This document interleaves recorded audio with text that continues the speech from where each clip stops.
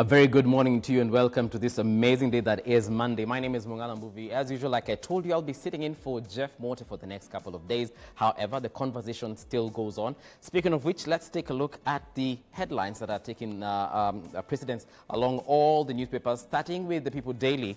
What it says on the front line there: horror of city teen sex and drugs ring.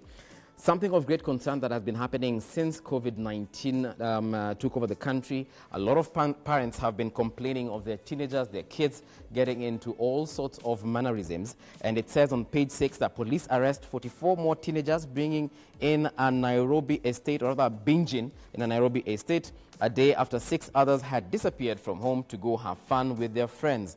Now, officers are on the trail of the organizers already. A mother and her son have been arrested in connection to this. And of course, police are pursuing other suspects as well, said to be financing the whole situation. That is on the front page of the People Daily. And we will be discussing about this, by the way, as we get into other matters as well. On the top page there, retirement shocker for 30,000 civil servants. On page 2, now it says that the public officers in national and county governments have been thrown into a spin following a new directive that all workers who have attained the mandatory retirement age of 60 years must go home by January 2020. How is that going to pan out? Get your page, or rather your copy of the People Daily, and of course, you'll get to read more of that. We also have NAT issues January strike warning if teachers are not paid their dues. That story is on page 15. How is this going to affect the education sector? Well, we will find out as schools are set to open on 4th of January, full scale as everyone goes back to school. That story is on page 15. And lastly, on page 4, shillings 6.5 billion medical cover question at NHIF. Now, this place has already been marred by a lot of controversy, including a pending corruption scandal. Well, unfolding scam involves a single-sourced insurance contract for 100,000 civil servants and NYS staff. Get the full story on page 4. And also, you could get your copy of the People Daily by dialing *55*04#. No data at all. For only 10 shillings, you will get this one. You do not need an app for that one, so I recommend that you dial that number right now, which is *550*4#. For only 10 bob, get your copy. All right, there's more to read, of course. Do get your copy for that. The next one, Daily Nation. Front page, this is the headline: classes under 10s trees in COVID crisis. Well, COVID has been with us since March this particular year, and things have been going down, rather, as far as the education sector is concerned. We shall be getting into that one as we take a look on page 4 of the Daily Nation. It says, learners face long and dreary days when they resume classes next year, with social distancing protocols making an already bad accommodation crisis worse.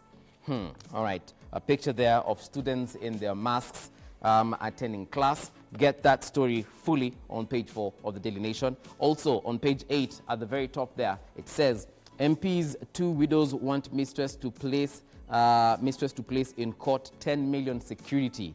That story is on page 8. Now, this particular member of parliament lost his life a week ago, and of course his situation surrounding the barrier, rather, has been marred with a lot of controversy, with 2 women fighting over custody of his estate, all of them seeking recognition. Page 20 says, locusts are back, northern and eastern regions ravaged by ravenous swarms. That story is on page 20. And last but not least, the picture of the president, his deputy, and Raila Amolo Odinga right there saying, low review, will BBI team beat August 2021 cutoff? Well, that story is on page 6. And of course, we shall be talking about the road to consensus right here on our newspaper review this morning. Moving on to the Standard newspaper, front page, the headline says, horror of teens in party orgies. Pages 4 to 5 will be discussing this. Shocker, 2 arrested after police stormed the house. Party seized 44 children and recovered alcohol, bang and used condoms just a day after outcry over missing girls. Well, this was a story that cut across all social media as parents were complaining of their lost kids. But unfortunately, this is where they were, and this is what transpired. That discussion, of course, taking place shortly.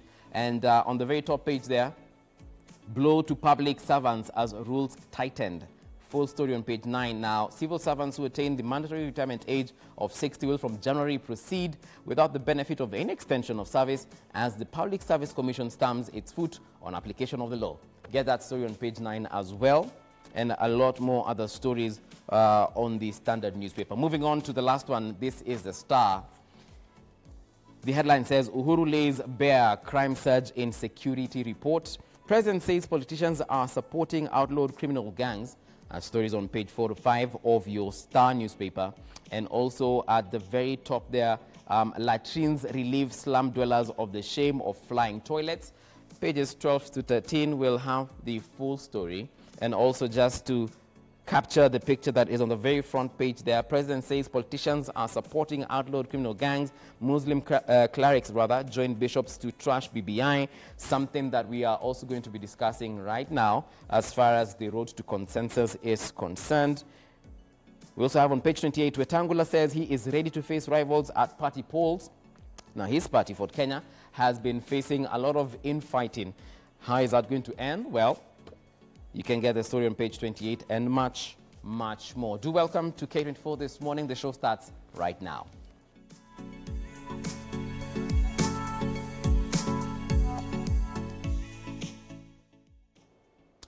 Before we get into our discussion, allow me to introduce our guests for today. We do have Gloria Oroba, a youth policy analyst. Karibu tena sana to the show. Thank you so much. We also have Dennis Anyoka, advocate of the High Court. Karibu tena sana. Good morning, thank you. And on the other side of the studio, someone who might feel like he's left out, but Frederick, we are very much together. Frederick Okango, the Secretary General of Third Way Alliance Kenya. How are you doing, sir? I'm okay and welcome. I hope that coffee is keeping you warm. All right, let me start with you, Frederick, on this one. The front page of the People Daily says, horror of city teen sex and drugs ring. 44 teenagers arrested, 2 adults, mother and son, involved in this. And of course, the police say that there is a bigger, criminal base as far as this is concerned. But what is your thought as a parent? Thank you. I think it is apparent that the morals and the responsibility that are bestowed upon the parents has deteriorated. Because if you look at this story, the statistics shows that they are underage, from the age of 12 to 17. And that means these are kids either in high school, early high school, or late primary school. And for me, I think that this is an issue that involves 2 parties. Party number 1 is the government. Party number 2 is the parent. You know, for a very long time in this country, we have always pushed the agenda back to the government and what is government doing to protect us and our children. But we have never thought of what is our responsibility as citizens. And in this case, what is our responsibility as parents to ensure that we protect our children from harmful effects and from even things to do with drug abuse. In this case, we have seen also situations where children have been lured into orgies, parties by parents, you know, not their own parents, but others who are also equally parents somewhere else. So for me, I think it is an issue that must be resolved, and resolving it means it starts from the parent. Okay. If you listen to some of the testimonies that were given by the parents whose children are involved in this case, they said that some of them were asking for sleep over, you know, and some of them were saying they were bored at home. And one of the parents confessed in one of the TV stations and said that, you know, we give them phones, but even if we take the phones away, you know, they still communicate. That's true. But what is the responsibility of a parent, particularly in terms of taking care of your children and protecting them from harmful events like we have seen here? Otherwise, we risk having a country where children who are underage, but by all standards, by our constitution, below age of 18, you are a kid. You are under the protection of your parent and the state. So look at this. We risk having children who are growing up to believe that you can have parties, you can have orgies, you can involve in drugs, and that is the norm. I think it's an issue that the discussion cannot end today. It must proceed, and it must proceed to the doorsteps of the parents and the state. All right. Gloria, you being a youth policy analyst, 44 teenagers being aided by 2 adults, as far as we are concerned. They had access to alcohol, had access to drugs, had access to condoms. What are your thoughts? I was reading that story and I was missing the days when parenting was community. When if I saw the neighbor's kid doing something wrong, I could just go over there and pinch them and tell them, stop this. So kids, we grew up knowing that it's not just my parent who's, you know, going to call me out for certain thing. It was somehow like, I know if I'm doing the wrong thing, then definitely anyone who's, you know, seeing me or finds me will definitely take action. But you know, now we are in 2020 where parents, first of all, want to be their kids' best friends. You know, I'm a parent. My son is actually turning 13 in January. So we are actually at that age where anything could go south. And I often see parents my age or, you know, younger, and they have this thing where, oh, we have to be buddies, we have to be best BFFs, friends. Yeah, we have to be, you know, me and my daughter, we do this and that. And they don't understand at the end of the day, the responsibility is on you to ensure that this child is actually, you know, taking the right steps in life. So for me, first of all, what was very disturbing is that there was a 40-year-old lady who was hosting these children. Yes. So you can imagine, in my head, I just thought, even if they did, they ordered for alcohol, you know, dial a beer or whatever, and it was delivered, she probably signed in for it. She probably was the one, maybe if the neighbors came and said, you guys are making noise, she probably, you know, stood at the door, took responsibility and said, no, we're okay, we're just, my kids are having a party. And then I thought to myself, like, you know, those are the people we have in this society. And when your kids are asking you, Mom, can I go for a sleepover? Or Mom, can I do this? Ask yourself if all parents are like you, if they're going to take responsibility and guard your children. I actually, this whole idea of sleepovers and hanging out in the mall with my friends, and I'm one of those old school parents that are like, no, the only sleepover you're going for is the one where you're going to your auntie's, where I'm sure, you know, they will parent. I know where you are, and I know the person who's responsible, and I know that their values and their morals are that, you know, like mine. So for me, I don't even think this is something you're going to start saying you blame, you know, government. Of course, COVID has been a serious, you know, player in all of this, because parents are struggling to keep their kids entertained, to keep their kids, you know, busy. And most of these online studies is not necessarily, you know, taking up that energy, because kids also need to have like activities, sports, something to just get rid of that energy. So I empathize with parents, but we are all in this together. So you can't say like, oh, you know, we understand and so we see where you're going with this. Things are really tough. And Dennis, you being an advocate of the High Court, this is not the first time we are getting to hear this story, especially since kids were, you know, have been home since March. This, I think, is the third time this kind of situation is making headlines, and probably other times that we haven't even heard about. Is it because we have the laws are not necessarily strong enough to punish such individuals? And when I say individuals, I mean both parents and their kids. Or probably we have other bigger fish to fry that this is not even becoming a priority? I think, Mbuvi, we have sufficient laws to protect children who are in conflict with the law. We no longer say they are criminals or anything. We refer to minors who violated the law as children in conflict with the law. We have sufficient legal provisions, because if it's a question of consumption of alcohol and cigarettes, the government and the players, you know, within the industry pushed for direct indication that these alcohol and drugs cannot be sold to children below, you know, people below the age of 18, essentially minors. Yes. We have laws that punish smoking and taking, you know, of these drugs in open places. Some of these drugs are outrightly prohibited. So I think we have sufficient laws. The problem we have is not in the law. The problem we have is the perception of what standards of ethics and morals are we looking at. Okay. We have parents who, this is normal. In fact, if you ask me, these children are doing what parents do every other day. We have very many, you know, parents, single parents, you know, ladies and men alike, who are not able to take up their full responsibility as a parent. They want in between, you know, to get a break from this and leave the children unattended to. This idea of, you know, children level of exposure, especially in an urban setting, to other lifestyles and other, you know, cultures elsewhere. And it's, these, you know, borrow it. If you look at, like in the US, where there's very little regulations in terms of access to particular information and pornography and sex education is handled differently than in an African setting, you find that a child has gone online and is accessing this data from elsewhere and thinks that is the right thing to do. After all, the person they're seeing playing, doing what they're doing elsewhere is an age mate. So we really is about the level of parenting, the standard of morals that we want to put in, and it is not about the law itself. Even if I've seen, and I'll stretch this argument a little bit further, I've seen proposals that we need to put particular aspects of morals and ethics in the Constitution. Okay. It does not matter where we write it, whether it's in the Constitution, whether we want to amend to do a whole notebook of what the morals and standards will be. Simply, people will not comply if we, the adults, are not complying. If we are telling our children, it's normal for me to go party the whole night, come home, disappear on Friday, show up on Monday, in a way that your child knows clearly, my dad or my mom was just having alcohol and whatever else you are doing there. You've come home, smelling filthy, and this child is there observing this.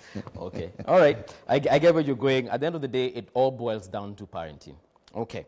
At this juncture, we take a detour and reintroduce our topic for today, and it's all about the BBI and the road to consensus, the roadmap to consensus, or however you'd like to discuss it. And this is our question of the day. Kindly interact with us on our social media pages on Facebook, K24 TV, across all of them. And also you can let us know what your thoughts are on our WhatsApp line. And here it is. Is a consensus going to bring national unity? Is a consensus going to bring national unity? That is what we are talking about today. And of course, we know that the principals are currently discussing the BBI behind closed doors and so on and so forth. Last week, we saw the deputy president meeting the president and Raila to see whether indeed we can reach for consensus. A lot of other leaders also calling for consensus, from Mudavadi to Wetangula and so on and so forth. So Frederick, allow me to bring you on board on this conversation as far as the consensus is concerned. First of all, in regards to the question you've just asked, is this consensus, as we have been hearing for the last couple of days, going to bring about any kind of national unity, or is it going to bring unity, pale Jukwa leaders, and then Wanjiku is forgotten? Mbuvi. Yes. One of the things that we have to ask ourselves is, what is consensus? Consensus is a general agreement. In this country, there's a general agreement that our economy is doing badly and it must be fixed.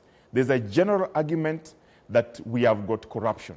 There's a general argument that we need to strengthen devolution. There's a general argument that we need to ensure that women are now taking their rightful place in elective and appointive positions. That is a general consensus. And therefore, any consensus that people are talking about in terms of constitutional amendment, or in terms of having their way, or in terms of having their ideas in any document, whether it is Punguza Mizigo, whether it is, BBI, is a consensus of personal interest. And I'll tell you why.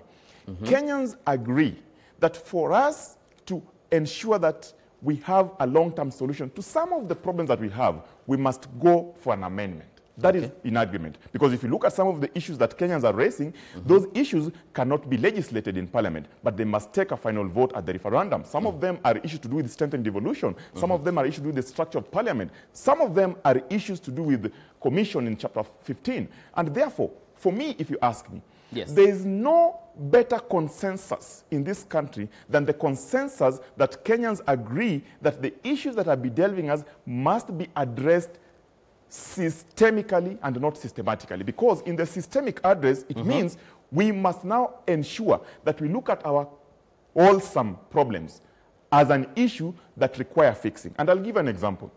If you look at the people who have been calling for consensus, some of these people, they have always dismissed any attempt to amend the constitution. They started from Punguza Mizigo, they dismissed.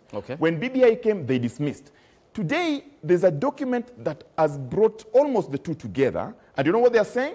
They're saying that we don't now disagree, but can you now allow time so that we go and reflect on this? While this document is a culmination of 2-year engagement program that brought all the ideas. I have seen also some of the people that are today telling us that, this document cannot go the way it is. Yes. We must now sit down and add 1, 2, 3.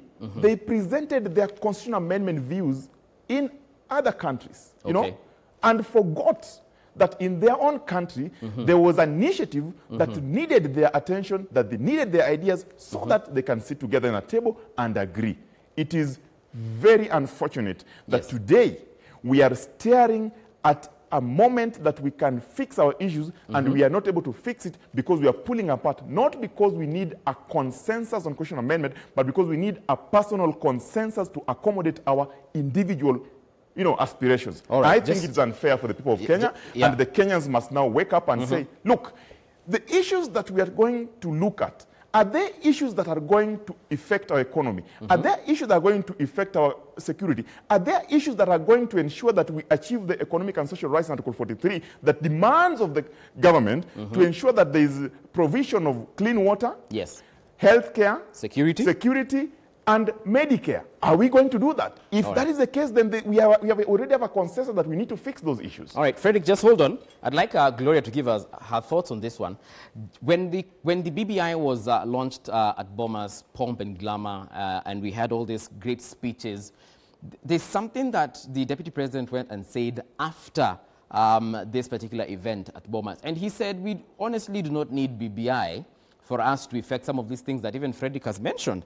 So what do you think has advised his change of tune right now? He's sitting with the with the president rather, and the president to talk about a consensus. And yet he said, we honestly do not need a BBI for us to have security and clean water and education and all this. So first of all, I want to comment on Frederick Okango's passion for this BBI, because I know his journey started with Punguza Mzigo. So of course he's very involved in, you know, trying to see how we get to that constitutional moment that they are pushing. A point of correction, though, is the consensus that we are pushing for is actually not the consensus of the issues that we are facing.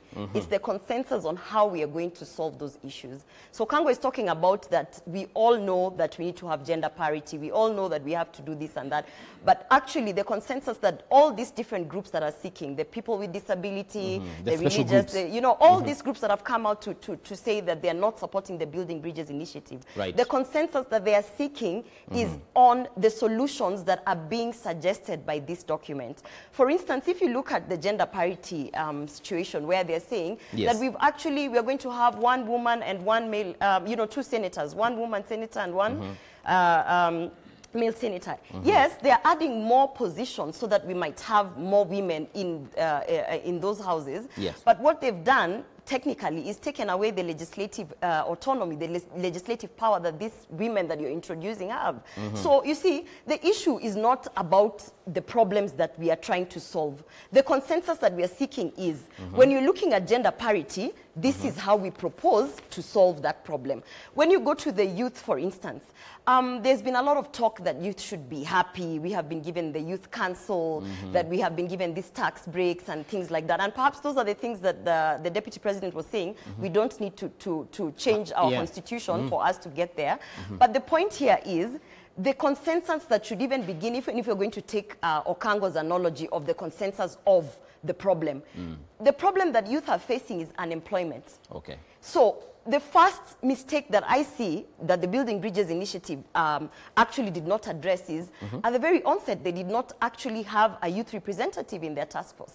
They did not have youth representatives in those meetings and the boards and whatever it is that they were sitting. Eventually, when we drummed up a lot of noise and said, you must have some of our people addressing our issues, yes, they invited 2 or 3 people or groups of youth to come and say, okay, this is what the youth are facing. So, and for me, if the main problem that the youth are having is unemployment, how then do you say that you're going to solve unemployment by giving tax breaks? You understand what you mean? So the point where now the different groups are saying we don't support this is, if you ask me, I would have been so excited about the Building Bridges initiative if the problem under unemployment would have been solved in terms of, let us look at programs that government can take in terms of internships, in terms of how are we going to adopt, get some of these youth who are graduates, who are tarmacking, how are we going to incorporate them, even if it's not in full paid jobs, but in getting that experience that employers are always looking for.